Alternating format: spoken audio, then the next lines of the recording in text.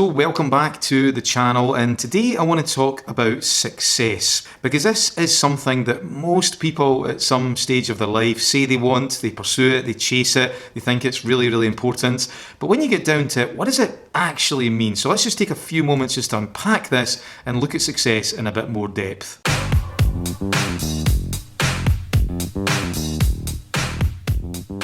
Hi, I'm Stephen Burns from Mind School, and today I want to talk about success. I want to share with you 3 tips or 3 pieces of advice that at the very least will make you feel more successful as a human being. So I think the first thing I want to mention is that success at the end of the day is subjective. It's really just a label. It's an abstract concept. For example, my version of success is going to be very different to yours. You could ask a dozen different people what they think success is, and you'd most likely get a dozen different answers.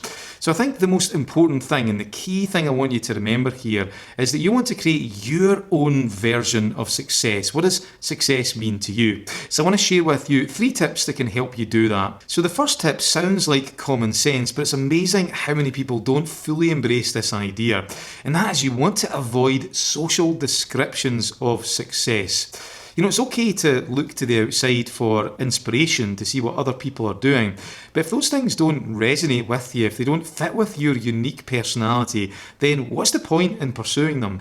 So many people look to Instagram influencers or Facebook or celebrities and think, oh, if I just be like them, then I'll be successful. But when you get down to it, those are often, really warped versions of reality. They're not full depictions of what's going on. That so many people create this version of success that fits someone else's standards but not their own, so they end up not feeling fulfilled and not feeling happy. There's a really interesting story about a basketball player in the 1960s called Wilt Chamberlain, and basically Wilt Chamberlain is renowned for having the best free throw shot ratio, that's not easy to say, in the history of basketball. So basically a free throw shot, that's really not easy to say, it's where you're impeded by another player and you get to attempt to shoot a basket for free and no one else is allowed to impede you. I think it's from about 15 or 20 yards. You can correct me in the comments if I'm wrong. But his stats were totally off the charts. They were better than anyone else by a country mile, and they still are. And the reason why he was so good at doing free throw shots was because he had a very unique style. He threw his shots underarm, and this is often referred to as a granny shot. So most basketball players, they'll throw overarm, that's my demonstration of it, but he was doing it underarm, and honestly, he was absolutely nailing it. And then one close season, he succumbed to peer pressure. A lot of coaches, a lot of pundits were all saying, well, he really should change this because it's a granny shot. No other professional basketball players do this. In fact, no amateur basketball players do this either. It's basically what your granny does. So during close season, he decided to change his style, and he moved to that conventional overarm basketball throw. And I don't know if you can guess what happened the next season. I'm sure you've guessed it. His stats completely plummeted. Why? Because he succumbed to peer pressure. He stopped doing the things that fitted with him, that resonated with his own style. And I think this is also true when it comes to thinking about success. It can be so easy to succumb to external pressures, social expectation, but that's not what you want to do. You want to make sure that you look to the inside. What are the things that resonate with you? And that leads me on to the second tip, and that is you always want to create your version of success from the inside out. And this is where your own personal values come in. Now, if you don't know, a value is an aspect of your life, an aspect of experience that you've decided is important to you. And often we'll give keywords to values, things like freedom, fun, adventure, safety, security, significance, personal growth, connection, love, you name it, the list goes on. And we also tend to have a league table. We almost like kind of arrange our values in a hierarchy. So some will be much more important than others. Now, I'm not going to go into values in too much depth in this video, but if you want to go down a little YouTube rabbit hole, then I've done some videos on how to figure out your most important values. I'll include links to those in the description below. But ultimately, what you want to do is you want to create your version of success through your values. And the key question you want to ask yourself is, what's important to me? Rather than asking, what would I consider to be success? That's an okay question, but you want to ask, what's important to me, or what's most important to me?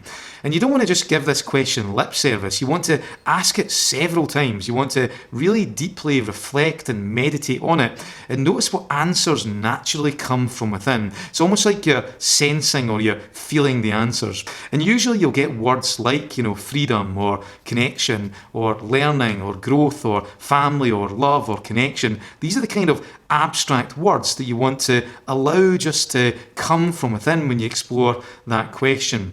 Then, once you've got some of those answers, you want to dig a little bit deeper and go, okay, so if I was to have more of those things, if I was to have more of, freedom or connection or whatever those things are, then what kinds of activities would I do?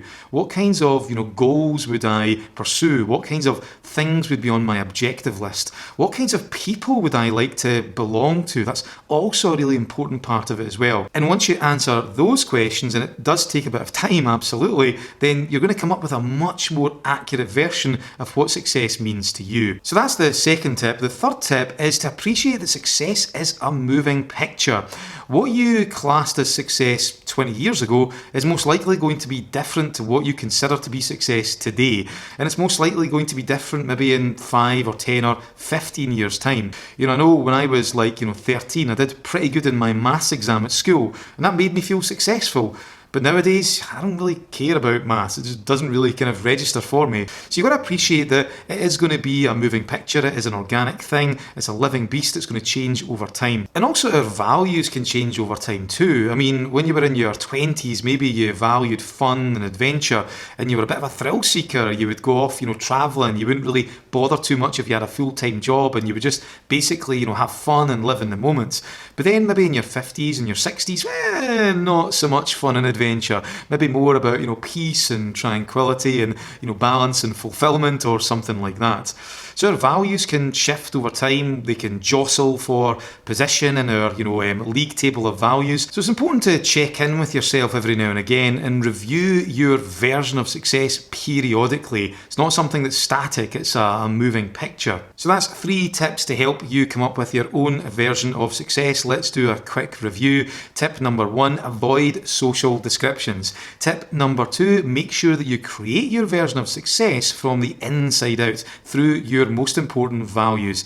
And tip number 3, success is always a moving picture. So you want to check in every now and again, review your version periodically. So hopefully you enjoyed this video. Let me know what you think in the comments. And if you're new to the channel, if you could consider subscribing, that would be absolutely fantastic. So that's all for me for this week. I'll see you later on.